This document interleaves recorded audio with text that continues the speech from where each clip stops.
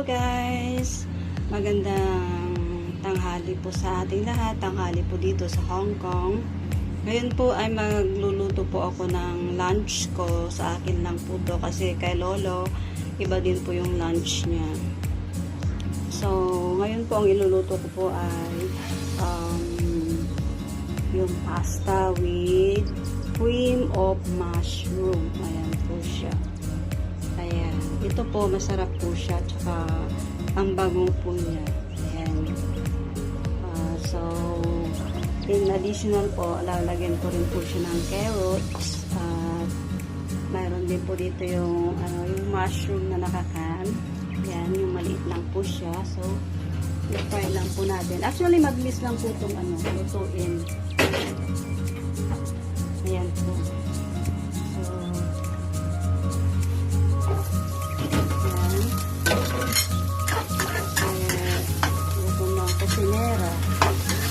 Inuna ko po kasi niluto yung lunch ni Lola.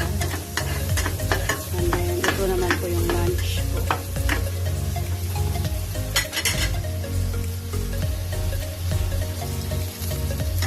Kunti lang po yung nilagay kong mantika. Para hindi po siya oily.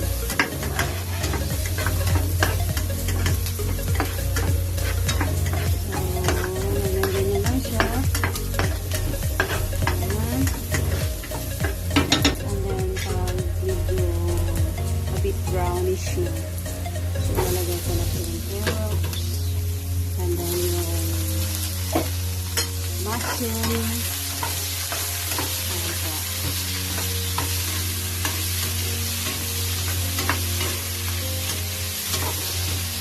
Ayan siya.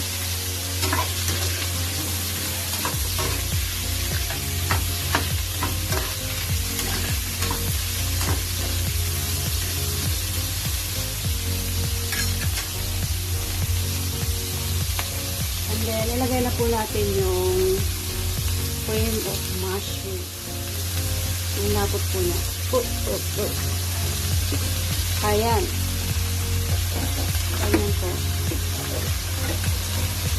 Tapos, lagyan po natin ng a bit of water. Para po, habang naluluto po yung carrots, ma-absorb na po niya yung mushroom pasta natin. So, low fire po natin para hindi po masunog. So, depende po sa inyo kung dadagdagan nyo pa siya ng, ng asin, ganyan. Pero sa akin, hindi ko na po siya nilalagyan ng asin kasi okay na po yung lasa.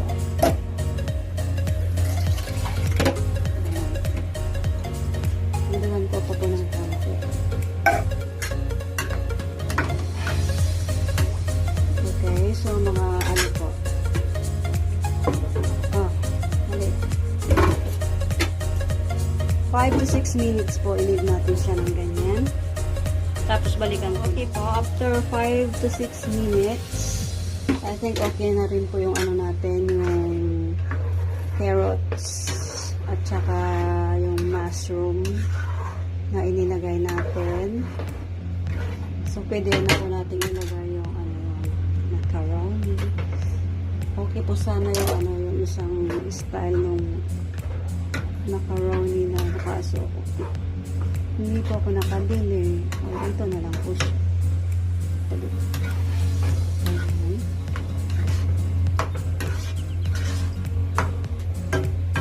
Mga 2 minutes na lang po yan. Okay na. Tapos nagdagan po natin siya ng parsley. Additional na po yan. Additional taste. At saka yung texture po ng niluto natin. So, lang po natin siya. Mga 2 minutes lang po.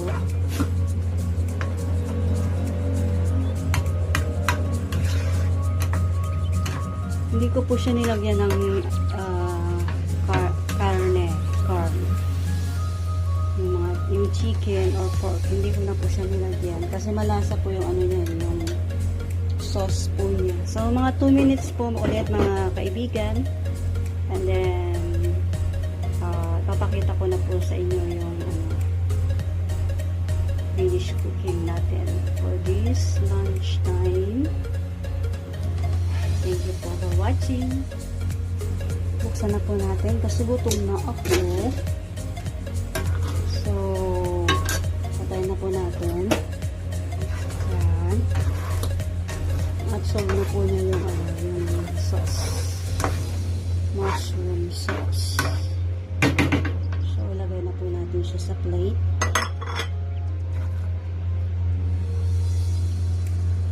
Para po siyang sopas. Sopas na walang sabaw.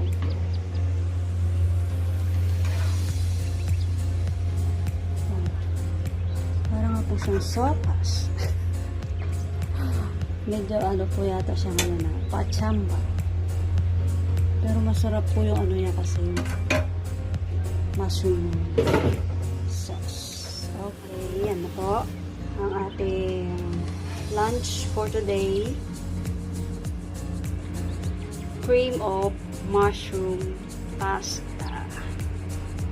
Ayan po. Masarap po siyang kainin pag mainit. Lalo na po ngayon dito sa Hong Kong. Paano po kami ngayon?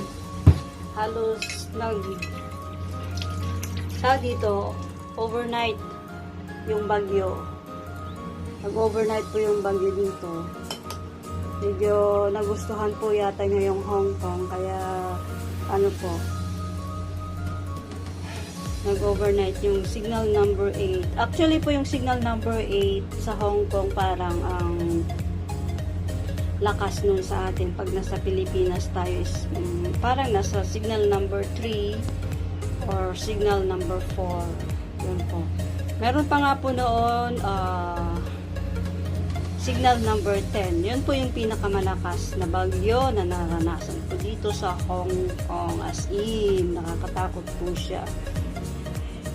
Hindi po gaanong bagyuhin dito sa Hong Kong. Pero, pag inabot po yan ng signal number 10, nako, tago-tago ka na kasi talagang lilipad na yung building hanggang kung tutuusin. Pero, awa po ng Ama, safe naman po kami kapag may mga bagyong ganun kalalakas. So, without further ado, kakain na po ako kasi kanina pa tumitirik yung mata ko.